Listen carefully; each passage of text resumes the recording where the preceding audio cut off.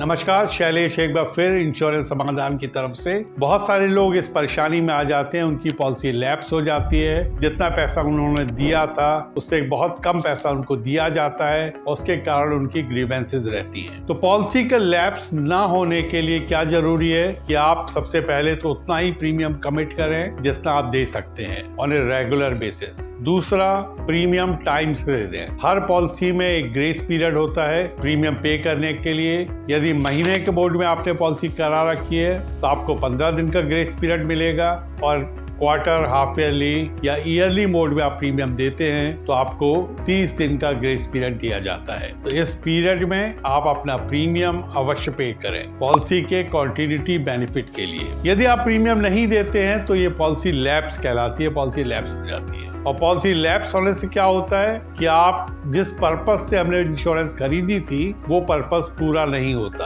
और आपको क्लेम, आपकी फैमिली को क्लेम नहीं दिया जाएगा क्योंकि आपकी पॉलिसी लैप्स हो जाएगी। अब हर इंश्योरेंस पॉलिसी में, स्पेशली यदि पॉलिसी आपने 2017 के बाद ली है, तो उसमें एक सरेंडर वैल्यू का कॉन्सेप्ट होता है, जो पॉलिसी 2 साल के बाद एक सरेंडर वैल्यू जनरेट होती है। मैं आपको एग्जाम्पल से समझाता हूँ। यदि आपने सपोज 100 रुपए का प्रीमियम है और 2 बार प्रीमियम दिया 200 रुपए, तो उसकी एक सरेंडर वैल्यू होगी which will be approximately 30% of paid premium. तो करीब 50 से 60 रुपए आपका सरेंडर वैल्यू बनेगी दूसरे साल में। ये सरेंडर वैल्यू जो है वो इंक्रीजिंग होती है जैसे जैसे पॉलिसी का ड्यूरेशन बढ़ता जाएगा। सपोज आपकी पॉलिसी 20 साल के लिए है और आपने 10 साल के बाद आपने प्रीमियम नहीं दिया, तो 10 साल में आपने 100 रुपए के हिसाब से 1000 रुपए दिए। अब 1000 रुपए पे जो आपको सरेंडर वैल्यू मिलेगी वो करीब 60% of paid premium. That mean 1000 रुपए दिए तो अब आपकी सरेंडर वैल्यू 600 रुपए होगी। अब आप सोचेंगे मैंने 1000 दिए, मुझे 600 क्यों मिल रहे हैं? तो उसके पीछे का लॉजिक भी आप समझ जाइए। लॉजिक ये है कि इंश्योरेंस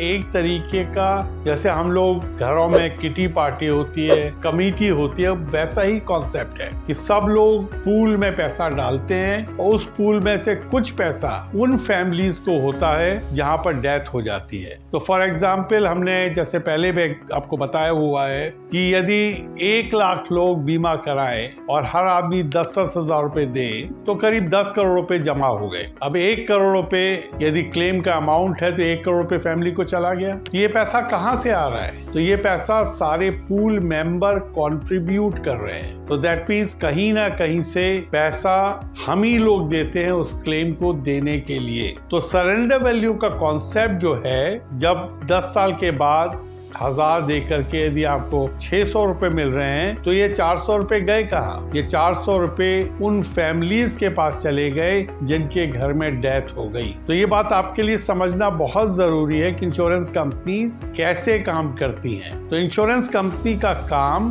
पूल क्रिएशन का है, वो एक मैनेजर ऑफ पूल है, मैनेजर ऑफ टोटल फंड है, जिसके लिए वो देख रहे हैं कि लोग आए, मेंबर बने और जिनके घर में डेथ हो उस पूल के पैसे से उनको पे कर दिया जाए। तो everything is very well regulated, हर चीज फिक्स्ड है, हर चीज वेल डिफाइंड है। इंश्योरेंस का एक एक्ट है जिसके अंदर में ये काम किया जाता है, और इंश्योरेंस कंपनी का जो रोल है वो पूल को सही तरीके से मैनेज करने का है अंडर ए डिफाइंड एक्सपेंस। यदि 15% जितना पैसा देते हैं, यदि उसी में खर्चा चलाना है तो वो उसी में खर्चा किया जाता है, ना कि इंश्योरेंस कंपनी के ऊपर फ्रीडम है कि जितना पैसा वो कमाए उससे उनका खर्चा हो सके। तो ये कॉन्सेप्ट समझ करके ही आप समझ पाएंगे कॉन्सेप्ट ऑफ सरेंडर वैल्यू कि क्यों कम होती है। So with that basic understanding मैंने आपको बताने की कोशिश करी कि सरेंडर वैल्यू क्या होती है, क्यों कम मिलती है, और पॉलिसी का कॉन्टिन्यूटी करने का क्या बेनिफिट है। एक पॉइंट आप लोग को और समझना बहुत जरूरी है कि इंश्योरेंस का जो कॉन्सेप्ट है वो, यदि आपकी पॉलिसी लैप्स भी हो जाती है और उसकी एक सरेंडर वैल्यू है, तो यदि आपकी डेथ हो गई तब भी एक रिड्यूस्ड सम एश्योर्ड आपकी फैमिली को दिया जाएगा, डिपेंडिंग अपॉन कि सरेंडर वैल्यू है कितनी। यदि वो ज्यादा है तो ज्यादा पैसे मिलेंगे और सरेंडर वैल्यू कम है तो कम पैसे मिलेंगे। तो ये चीजें इंश्योरेंस के एक एक पॉइंट को एक्सप्लेन करने के लिए है। वी विल लुक फॉरवर्ड कि आप हमारे इंश्योरेंस समाधान को लिखें यदि आप कोई फर्दर जानकारी लेना चाहें। Thank you very much insurance समाधान की तरफ से।